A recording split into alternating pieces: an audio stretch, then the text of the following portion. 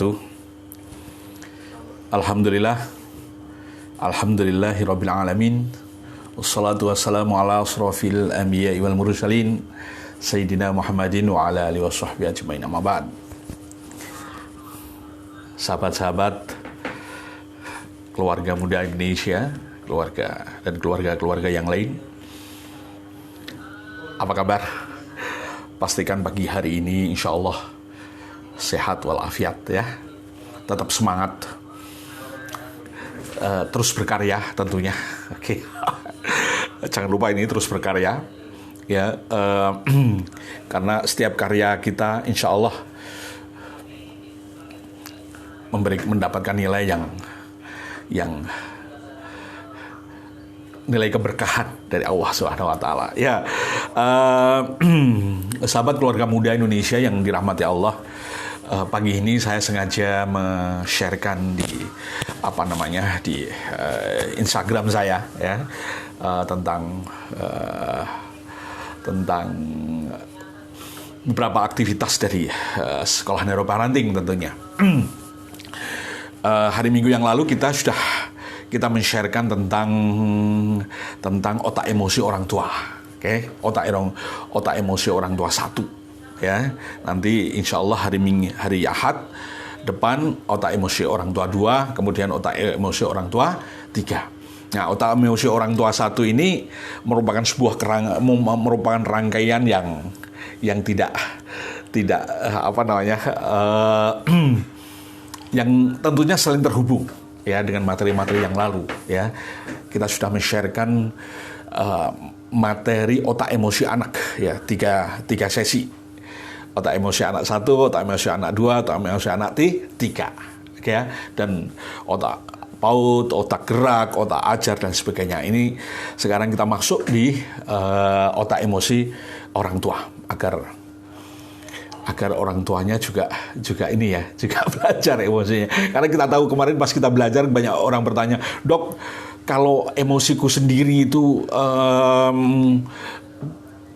boleh jadi saya mengatakan bermasalah gitu karena sulit sekali mengelola emosi gitu ya.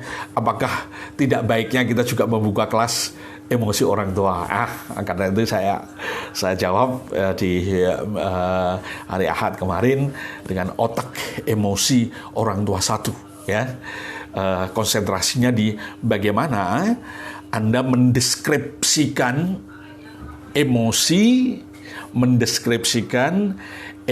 yang destruktif pada saat proses mengenali emosi. Ya, kita tahu bahwa kalau mengelola emosi itu kan minimal ada 5 tahap, ada 3 tahapan itulah, tahapan standar ya, mengenali, mengelola dan meraba rasakan atau berempati. Ini konsepnya Yosef Leduc.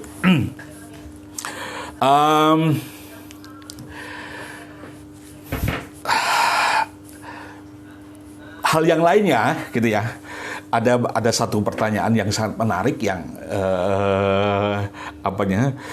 sebetulnya ini bagian program di neuroparenting ya, sekolah neuroparenting group ya. Cuman ini pertanyaannya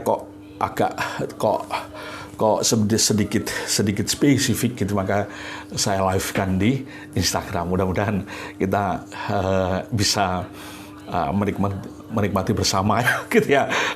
Selain nanti di Instagram ini, video ini saya save di YouTube-nya Amir Zuhdi ya. Teman-teman bisa ngobrol-ngobrol, bisa eksplorasi situ atau masuk aja di sekolah neuroparenting. Ya, ini ada 3 hal ini ya, dokter.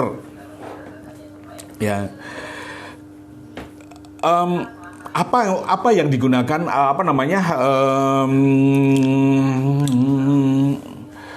indikator apa kira-kira untuk mengidentifikasikan bahwa emosiku itu harus dimulai ya, gitu ya. Ini yang perlu pertanyaan sederhana, tapi jawabnya harus serius. Ya, saya memberikan tiga hal aja, tiga hal panduan sedemikian rupa sehingga sehingga teman-teman keluarga muda Indonesia, keluarga yang lain, ayah bunda, khususnya para guru juga ini penting ya. Ada tiga hal aja yang teman-teman perhatikan. Apakah Anda perlu memperbaiki emosi atau tidak? Yang pertama ya ini ada tiga hal yang terjadinya sering terus-menerus. Ya. Yang pertama ketika ada masalah kecil, ya, ada masalah kecil tapi Anda besar-besarkan. Ya, masalah kecil tapi Anda besar-besarkan. Ini yang jadikan. Terus kemudian yang kedua adalah, nah, yang pertama tadi, Anda terbiasa nggak ada masalah kecil yang harusnya simple, tapi Anda besar-besarin, ya, harusnya bisa segera diberesin, tapi Anda besar-besarin, ya. Orang Jawa bilang kriwikan jadi gerojokan, nah gitu ya. Jadi hal-hal yang kriwikan, hal yang kecil, gemericik, gitu ya, Anda besar-besarin, ya gitu ya. Begitukah? Seringkah gitu ya? Sering itu ya hampir tiap hari hal ini selalu melanda diri Anda. Nah, itu maka dari itu kalau iya, Anda harus segera berbenah, ya. Teman-teman harus segera berbenah. Katanya Daniel Goleman bahwa hal seperti ini bisa segera dibenahi. Oke ya. Kenapa? Karena sistem otak kita menyiapkan perangkat itu. Oke ya. Jangan dibiarkan dia terbiar terus-menerus, jangan. Nanti kalau terbiar terus-menerus, dia semakin lama semakin berat, semakin lama semakin berat, dan semakin lama semakin berat. Oke ya, satu, oke, tandanya. Yang kedua, ketika Anda terus terfokus, ya, dan berulang-ulang pada pikiran dan perasaan yang destruktif, terutama yang destruktif ya. Dan demikian juga destruktif itu bisa kelihatan konstruktif. Misalnya gini, Anda mencintai seseorang, okay? Mencintai itu kan kalau di sisi yang lain kan kelihatan konstruktif. Tapi kalau sudah terlalu over, Anda akhirnya mencintai buta, gitu kan? Nah, itu juga bagian yang teman-teman harus perhatikan. Anda dikit-dikit cinta buta, harus Anda perhatikan, ya.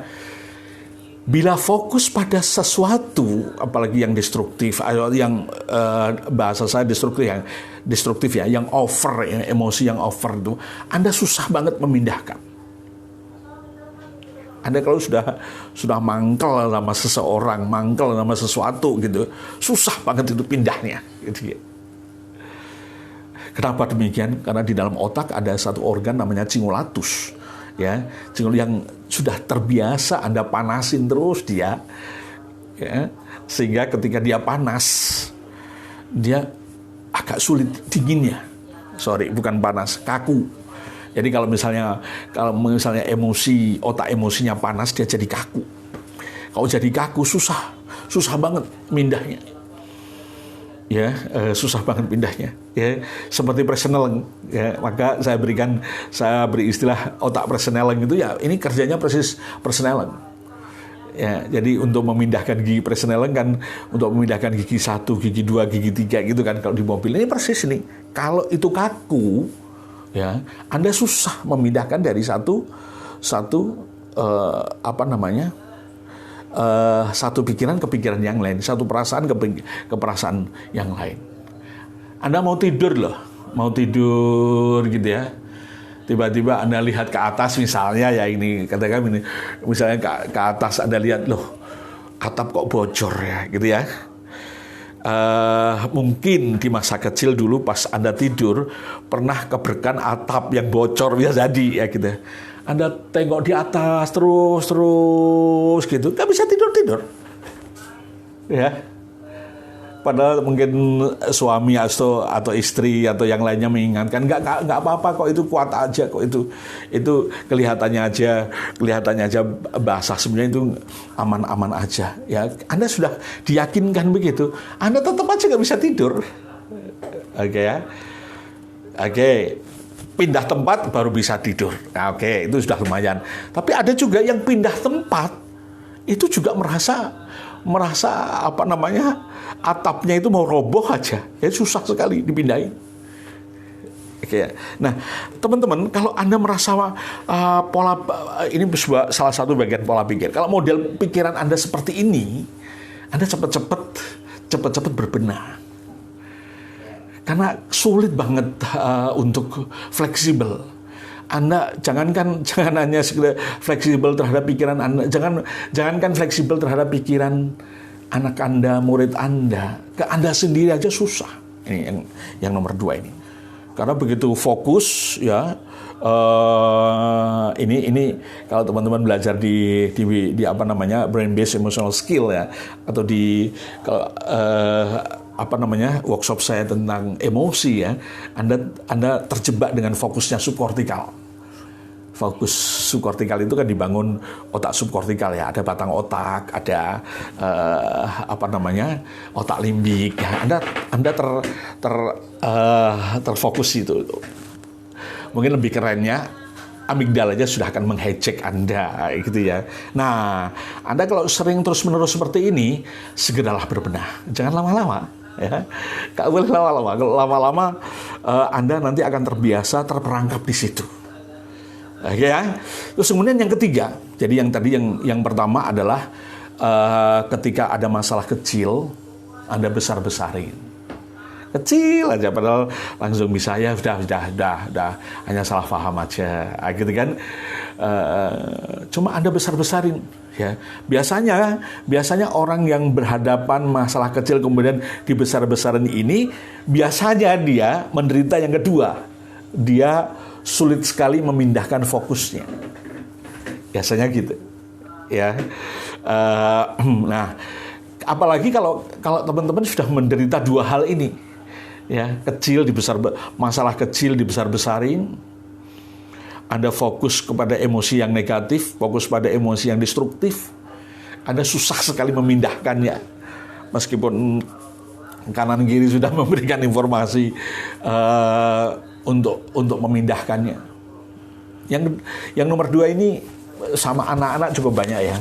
Anak-anak yang dalam pengasuhannya orang tuanya otoriter ya, itu cukup banyak tuh ya. Kalau minta sesuatu ini ya, padahal pilihannya yang lain ada, dia nggak bisa memindahkan pilihannya itu. Oke, nggak bisa memindahkan pilihan itu bukan karena baik dan buruk apa menimbang dia pilih itu karena itu terbaik, bukan ya, karena dia nggak bisa memindahkan. Oke, contoh misalnya ya, ada seorang anak diminta beli pulpen, diminta beli pensil di toko A, gitu ya. Di samping toko A itu ada toko B, ada toko C, ada toko D. Ya, pensil itu bukan hanya sekedar di toko A, di toko B juga ada. Pensilnya sama, dari pabrik yang sama, kualitasnya sama, harganya juga sama. Oke ya. Bukan hanya di toko A aja, ada toko B, ada di toko C juga gitu ya. Jadi ketika akan beli di toko A, kok di toko A-nya pensilnya sudah habis, maka dia kesulitan untuk memindahkan pikirannya beli pensil itu di toko B. Padahal sama-sama aja, sama-sama pensilnya. Nah, seperti ini ya teman-teman. Kalau teman-teman sering dilanda hal-hal seperti ini, ayo segera berlatih ya, segera diperbaiki itu dengan cara berlatih, karena belajar emosi itu sesungguhnya latihan berpikir gitu ya Bun ayah ya. Oke, perhatikan 2 tadi ya, sudah ya. Kecil, masalah kecil sering dibesar-besarin. Anda susah sekali memindahkan pikiran fokus dari sesuatu ke sesuatu yang lain ya, khususnya pikiran-pikiran destruktif ya. Yang ketiga adalah ketika selalu cari pembenaran sendiri. Kalau ada apa-apa cari pembenaran sendiri, dan biasanya orang yang cari pembenaran sendiri selalu menyalahkan orang lain. Nggak ada rumusnya dia salah. Oke. Meskipun dia tahu waduh aku salah. Cuma dia nyari kesalahan orang lain. Bahkan kadang-kadang lama ini gara-gara kamu kok aku jadi begini. Ini itu sudah pasti nggak masuk akal sehat ya. Karena sesungguhnya yang kita lakukan itu sesungguhnya adalah tanggung jawab kita sendiri, pilihan kita sendiri. Nah, teman-teman, keluarga Bunda Indonesia, 3 hal ini, teman-teman. 3 hal ini perhatikan betul-betul dalam kehidupan Anda. Ada masalah kecil, Anda besar-besarin. Sehingga harusnya bisa segera menyelesaikan permasalahannya, efeknya karena dibesar-besarin dia akhirnya berlanjut permasalahannya. Ya. Yang kedua, Anda sulit memindahkan pikiran-pikiran yang destruktif. Termasuk teman-teman yang sulit sekali move on, ini hati-hati. Sulit sekali move on ya. Tiap hari ingat kau, tiap detik ingat kau, tiap menit ingat kau ya gitu ya. Ini salah satu tanda yang tidak yang harus tanda persneling otak ya, tadi yang saya katakan otak cingulatus tadi dia tidak mudah dipindahin ya, kaku. Gitu. Terus yang ketiga, selalu menyalahkan orang lain ya, selalu cari pembenaran sendiri, cari pembenaran sendiri dengan cara yang mau macam-macam. Oke ya. Cari pembenaran sendiri, kemudian dia nyalahkan orang lain, atau cari pembenaran sendiri aja. Oke, kadang-kadang teman-teman, hal yang begini ini kita dapatkan sama orang yang pendidikannya tinggi. Loh, kok bisa ya dok? Ya bisa, karena kecerdasan emosinya tidak terlatih dengan baik. So, teman-teman, kecerdasan emosi sangat penting sekali ya untuk kehidupan kita, apalagi untuk mengasuh anak dan mendidik anak. Kalau teman-teman atau pasangannya teman-teman ya, terutama di dalam keluarga ya, ada tanda-tanda 3 hal tadi ya teman-teman ya. Ada tanda-tanda 3 hal tadi teman-teman ya. 3 hal tadi apa? Masalah kecil dibesar-besarin. Yang kedua, sulit memindahkan fokus pikiran kita. Ya, kalau sudah jatuh cinta itu terus gitu ya. Padahal sudah diberitahu manfaatnya kurang bagus, ini.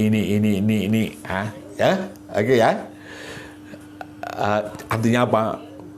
Pikiran-pikiran itu tidak bisa berpindah. Ya, dia tidak mampu melihat dari sudut pandang yang lainnya.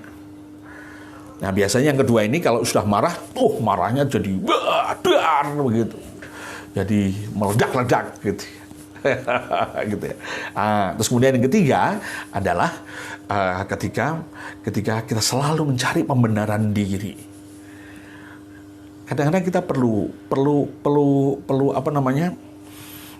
introspeksi gitu ya. Duh, aku yang salah ternyata. Gitu ya. Ya itu dihasilkan dari suatu proses otak sehat. Kalau salah ya sudah salah. Gitu ya. Kalau salah terus nyari pembenaran, ada yang lain ya mungkin biar dia keluar ini dok ya, biar keluar dari dari masalah-masalah dari harga diri dan lain sebagainya. Oke, kalau itu masih bisa dilakukan, yang penting tidak menyalahkan orang lain, padahal orang lain tidak bersalahnya. 3 hal ini teman-teman, 3 hal yang mendasari kenapa ketika kita belajar cakap emosi, kita memulainya dengan mengenali. Apa yang dikenali? Emosi. Emosi yang mana yang dikenali? Emosi yang destruktif. Yang membuat Anda tidak bisa mengelola emosi tersebut. Yang membuat Anda kesulitan berpikir jernih. Yang membuat Anda kesulitan berpikir, mendapatkan ide-ide yang lain. Nah, maka materi itu di materi otak anak satu, saya spesifikasikan, saya garis bawahi, saya berikan stabilo pos istilahnya gitu ya. Bagaimana Anda mengenali emosi-emosi destruktif yang sering gentayangan pada pikiran kita. Oke ya teman-teman. Nah, emosi-emosi destruktif ini luar biasa. Yang sederhana aja menjadi was-was. Oke ya, Anda kalau was-was, gitu ya. Ternyata was-was ini berisi serangkaian emosi-emosi atau pikiran-pikiran emosi destruktif di dalamnya. Akhirnya Anda jadi was-was. Kalau was-was terus, Anda nggak kelola dengan baik, akhirnya Anda akan menjadi pencemas. Kalau sudah menjadi pencemas, apa bahagianya hidup ini? Kalau dikit-dikit cemas. Oke ya. Kenapa? Iya, kalau cemas itu selalu yang keluar adalah hormon-hormon stres yang membuat kita jadi waspada. Waspada yang cenderung ke arah flight or fight, gitu ya. Beda kalau kita bisa ngelola ini dengan baik, maka yang muncul adalah kecenderungan kita menuju bahagia. Karena apa? Yang keluar nanti bukan hormon stres, tapi hormon bahagia. Dopamin, serotonin, endorfin, oksitosin, ya gitu ya. Itu teman-teman ya. Nah, semuanya ini bisa dilatih. Semuanya ini bisa dilatih, bisa dipelajari, kemudian dilatih. Caranya, mulailah dengan mengenali emosi yang destruktif. Oke ya, lebih dalamnya teman-teman bisa gabung kok di program-program kuliah online Ahad Pagi. Untuk materi yang satu ini yang kemarin sudah kami sampaikan di kuliah online Ahad Pagi, Insya Allah kita akan sampaikan di Sabtu sore, Insya Allah Sabtu sore tanggal berapa ya?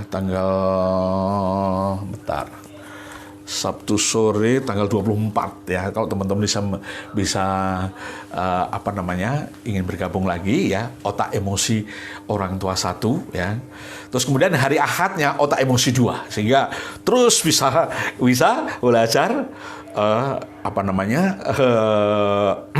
simultan gitu ya. Ya teman-teman bisa hubungi di admin yang biasa ya gitu ya, di 0859 5904 3357. Nah, di situ ya. Atau ada juga yang biasanya 0821 3645 7526. Ya, dua WA itu teman-teman bisa mendapatkan informasi tentang aktivitas kuliah online ya. Sebagai penutup, saya hanya mengingatkan aja, kuliah online Ahad pagi dan Rabu sore itu program rutin kuliah online langsung bersama saya ya, dengan Dr. Amir. Nah, kita ngobrol tentang pengasuhan anak, kita ngobrol tentang pendidikan anak, kita ngobrol tentang kepemimpinan anak khususnya ya, berbasis otak, dari perspektif aktivitas otak ya. Karena kenapa demikian? Ya karena hidup kita kan menggunakan otak. Kita mengasuh pakai otak juga, mendidik juga pakai otak ya, melatih kepemimpinan juga pakai otak. Ya, semoga bermanfaat teman-teman ya. Kita sambung di lain waktu. Saya Dr. Amir Syuhdi, mohon izin, insya Allah kita sambung kembali di lain waktu. Assalamualaikum warahmatullahi wabarakatuh.